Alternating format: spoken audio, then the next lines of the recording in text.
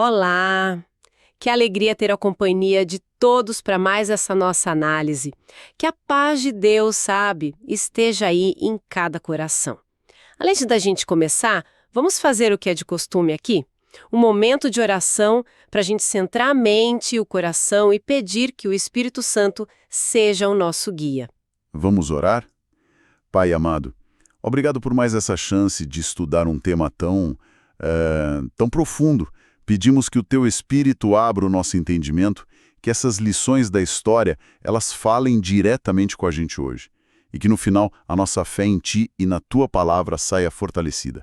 Nos conduza, por favor. Em nome de Jesus, amém. Amém. Para quem talvez esteja chegando agora, a gente está numa série de estudos baseada no livro O Grande Conflito. É uma obra que basicamente analisa essa saga milenar entre o bem e o mal, que, segundo a autora, está chegando no seu clímax. Hoje o nosso foco é a quarta parte do capítulo 1. O título é Predito Destino do Mundo. E vale lembrar, né? Todo esse material e outros estudos também que buscam aprofundar as verdades da Bíblia, tá tudo disponível lá no nosso canal, o Nisto Cremos Channel. Se essa conversa de hoje, de alguma forma tocar seu coração, olha, considere se inscrever para não perder os próximos capítulos e todo o conteúdo que a gente prepara. Isso mesmo. Então vamos lá. O texto começa com um ponto que para mim é a chave para entender todo o resto. A paciência de Deus. A autora destaca que, mesmo depois de Cristo ter profetizado a queda de Jerusalém, Deus esperou quase 40 anos. 40 anos antes que o juízo viesse. É muito tempo. Esses 40 anos foram essa chance extra, sabe? Em uma escala nacional. Deus, através dos apóstolos, dos primeiros cristãos, ele ofereceu toda a luz, todo o adubo espiritual possível. Para que a nação se arrependesse. Exato, para que aceitassem o Messias. E a luz realmente brilhou, né? Os apóstolos pregaram, milagres aconteceram, as profecias foram sendo explicadas à luz do que aconteceu com Cristo. Mas o texto argumenta que a geração mais jovem, mesmo com tudo isso na frente deles, eles dobraram a aposta na rejeição. A autora usa uma expressão muito forte. Ela diz que eles se tornaram participantes dos pecados de seus pais e encheram a medida de sua iniquidade. O que seria isso na prática? É tipo um copo que finalmente transborda. Essa analogia é perfeita. A ideia de encher a medida da iniquidade sugere um ponto teológico de não retorno. Não é que Deus, de forma arbitrária, simplesmente desistiu deles. É que a nação, como um todo, de forma persistente, obstinada, rejeitou cada oferta de misericórdia. Ao crucificar em Cristo e depois perseguirem seus seguidores, eles formalmente cortaram a conexão com a fonte da vida e da proteção. A consequência inevitável foi a retirada dessa proteção divina. E é aqui que a narrativa muda de tom. Drasticamente. O texto descreve o que acontece quando essa proteção é removida. É um quadro de, colapso social completo. O argumento é que a graça de Deus, que teria ajudado eles a controlar seus impulsos mais sombrios, foi desprezada. E sem esse freio... O caos se instalou. Exatamente. O livro descreve uma sociedade dominada por paixões cegas, violentas, uma crueldade que a autora chama de satânica, onde a razão simplesmente desaparece. O tecido social se desfaz. Dentro das famílias, o que tinha era suspeita, ódio. Na sociedade, contenda, rebelião, assassinatos. Pais contra filhos, filhos contra pais. Terrível. Os líderes, sem controle de si mesmos, viram tiranos. Eles escolheram a mentira para condenar Cristo e agora a vida deles se tornava insegura por causa de acusações falsas. O temor de Deus, que é o princípio da sabedoria, já não existia mais. Parece que a nação ficou entregue a si mesma, ou pior, né? Ao líder que, segundo o texto, eles escolheram no lugar de Cristo. E essa situação terrível preparou o cenário para o cumprimento de outra profecia. Uma que era ao mesmo tempo uma advertência e uma promessa de escape.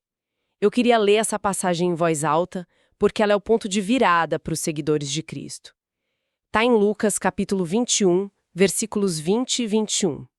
Diz assim: Quando virdes Jerusalém cercada de exércitos, sabei que é chegada a sua desolação. Então os que estiverem na Judéia fujam para os montes. Os que estiverem no meio da cidade, saiam. E o fascinante é ver como a história registra o cumprimento literal disso. O general romano Sérgio Galo cercou a cidade. Militarmente falando, a queda era iminente. Os judeus estavam em total desvantagem. Mas, de uma forma que os historiadores da época acharam inexplicável, até um erro tático, Sérgio simplesmente retirou as forças. Ele levantou o cerco sem nenhuma razão aparente. Esse foi o sinal. O texto apresenta isso como um ato da misericordiosa providência de Deus, sabe? Abrindo uma janela de oportunidade. Com a retirada dos romanos, os soldados judeus, cheios de uma falsa confiança, saíram em perseguição. E enquanto os dois exércitos estavam lutando longe dos muros, Os cristãos que estavam na cidade tiveram a chance de obedecer. obedecer à advertência de Cristo. E eles fugiram. O livro menciona que eles encontraram refúgio em Pela, uma cidade do outro lado do Rio Jordão. A lição aqui é muito poderosa. Nenhum cristão morreu na destruição de Jerusalém. Nenhum. Por quê? Porque eles confiaram na palavra de Cristo, vigiaram os sinais e agiram com base na fé. A obediência deles resultou em livramento. Mas para aqueles que ficaram, seja por não acreditar, por orgulho nacionalista ou por, sei lá, terem sido pegos de surpresa, o que se seguiu é um dos capítulos mais sombrios da história da humanidade. O cerco foi retomado mais tarde pelo general Tito e, para piorar tudo, aconteceu bem na época da Páscoa. A cidade estava lotada, com milhões de peregrinos. Pois é, e isso transformou Jerusalém numa armadilha mortal. As provisões de alimentos que talvez durassem anos numa situação normal já tinham sido em grande parte destruídas pelas lutas internas entre as próprias facções judaicas. O resultado foi uma fome de proporções apocalípticas. A descrição no livro é de revirar o estômago. Pessoas roendo o couro dos cintos das sandálias até a cobertura dos escudos, e então o cumprimento da terrível profecia de Lamentações, capítulo 4, versículo 10. Mães, em desespero, cozinharam e comeram os próprios filhos. A afeição natural, o instinto mais básico, foi destruído pela fome. É o colapso total da humanidade. O texto relata que maridos roubavam a comida das esposas, filhos arrancavam o alimento da boca dos pais idosos. A estrutura da sociedade se dissolveu num cada um por si brutal. Que caia sobre nós e sobre nossos filhos. Encontrou um eco visual pavoroso. Exato. Os romanos, para conter as rebeliões e aterrorizar a população, crucificavam centenas de prisioneiros por dia. O Vale de Josafá e o próprio Calvário, onde Cristo foi crucificado, ficaram tão cheios de cruzes que mal se podia andar entre elas. Uma colheita terrível para uma semeadura de rejeição. E no centro de toda essa tragédia estava o templo, uma das maravilhas do mundo antigo. O autor cita relatos de que o próprio Tito ficou maravilhado com a beleza do templo, e a princípio ele não queria destruir. Ele fez apelos aos líderes judeus para que se rendessem para salvar o lugar sagrado. Mas os apelos foram recebidos com zombaria. Quer dizer, se eles rejeitaram os apelos do Filho de Deus, por que eles ouviriam um general pagão, né? A resistência cega selou o destino do templo. A obstinação e os crimes que eles cometiam dentro da cidade sitiada acabaram enfurecendo os soldados romanos. Embora Tito ainda quisesse poupar o edifício, a situação fugiu do controle dele. Durante uma batalha, um soldado, agindo por impulso, atirou uma tocha acesa por uma abertura. As paredes revestidas de cedro pegaram fogo. O relato é caótico. Tito correu para o local gritando ordens para apagar o fogo, mas ninguém ouvia. A fúria da batalha, o brilho do ouro derretido, o desejo de vingança, tudo isso consumiu os soldados. O massacre de quem se refugiou no santuário foi total. O texto descreve o sangue correndo pelas escadarias do templo como um rio.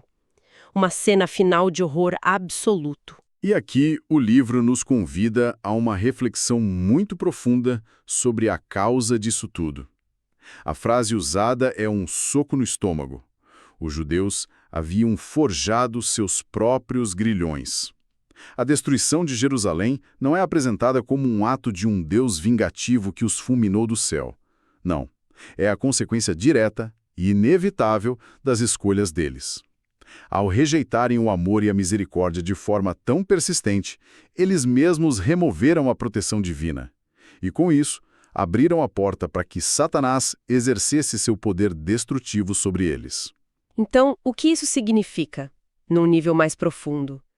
O argumento é que Deus não age como um carrasco, impondo uma sentença arbitrária. Em vez disso, ele permite que as pessoas colham os frutos de suas ações. Cada raio de luz que foi rejeitado, cada advertência desprezada, cada apelo da misericórdia que foi ignorado, tudo isso é uma semente. Uma semente que, inevitavelmente, vai produzir sua própria colheita de escuridão. Exatamente. E é neste ponto que a história de Jerusalém deixa de ser só um evento do passado e se torna, nas palavras da autora, uma tremenda e solene advertência para o mundo inteiro.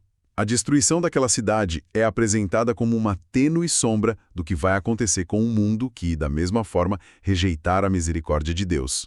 Esse paralelo profético é assustador.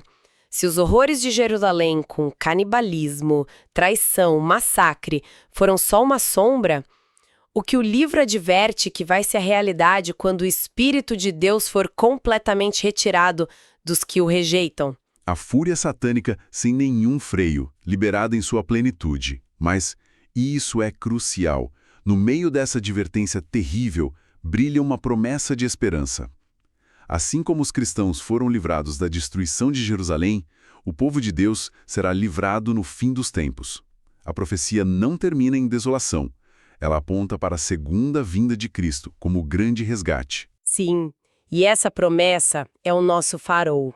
Vamos ler o que diz em Mateus, capítulo 24, versículos 30 e 31.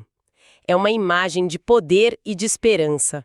Então aparecerá no céu o sinal do Filho do Homem, e todas as tribos da terra se lamentarão, e verão o Filho do Homem vindo sobre as nuvens do céu com poder e grande glória. E ele enviará os seus anjos com rijo clamor de trombeta, os quais ajuntarão os seus escolhidos desde os quatro ventos, de uma à outra extremidade dos céus. Essa é a promessa final. Enquanto o mundo que rejeitou a graça colhe as consequências das suas escolhas, aqueles que aceitaram o sacrifício de Cristo serão reunidos para a salvação eterna. É o contraste final entre os dois destinos. E isso nos traz ao coração da lição de hoje. A história da queda de Jerusalém não é só um relato histórico para nos chocar ou informar. É um chamado urgente, pessoal, à reflexão. Havia um caminho de escape para os cristãos daquela época, um sinal claro para fugir. Hoje, o texto argumenta que Cristo é o nosso caminho de escape. Ele é o nosso refúgio seguro da ira vindoura. Esse é o ponto crucial. A escolha de aceitar ou de rejeitar a oferta de misericórdia de Deus tem consequências eternas. A mensagem deste estudo é que a porta da graça, que um dia vai se fechar, hoje ela ainda está aberta. O convite para aceitar Jesus como Salvador pessoal é para cada um que está ouvindo a gente. Agora, a advertência de Cristo, vigiai, não foi dita só para os discípulos há 2000 anos.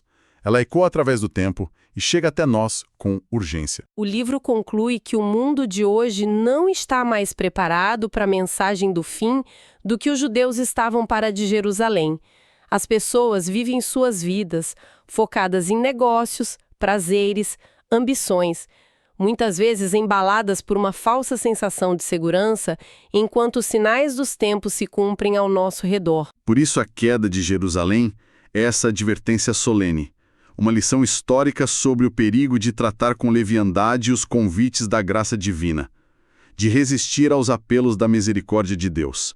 A escolha é nossa, e o tempo para decidir é agora. E assim a gente chega ao final da nossa análise de hoje. Queremos agradecer imensamente a companhia de cada um nessa jornada por um tema tão intenso, mas tão necessário. E, claro, o convite fica feito para que não percam a continuação desta série no nosso próximo encontro. E antes de encerrar, a gente gostaria de deixar um incentivo, um pensamento para levar adiante. A história que a gente viu hoje ressalta a importância vital de aprofundarmos nosso conhecimento profético. Compreender o tempo em que vivemos, à luz da Bíblia, não é uma questão de curiosidade, sabe? É uma questão de preparação espiritual. Exato. Por isso, a gente incentiva fortemente que todos dediquem tempo ao estudo dos livros de Daniel e Apocalipse. Eles são como um mapa que Deus nos deu para a gente entender o grande plano da salvação e se preparar para os eventos finais que a Bíblia descreve. Mais uma vez, obrigado pela atenção.